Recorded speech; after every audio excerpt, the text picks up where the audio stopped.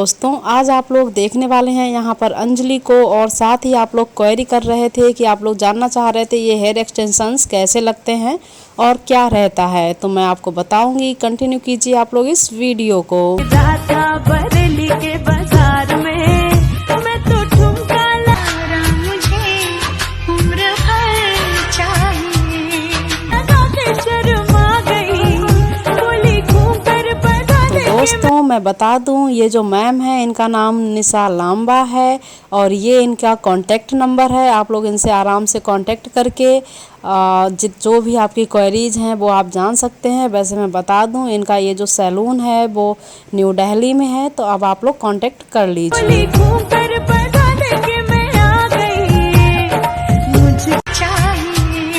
मेरे माँ